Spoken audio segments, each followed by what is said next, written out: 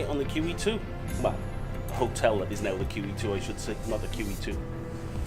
So I thought, while we're here, we better do a bit of a vlog and maybe shoot everything in black and white. See if we can capture the bygone days of old cruise ships while we're on board. Come with minimal gear though, just to keep the wife happy. So let's go and do this.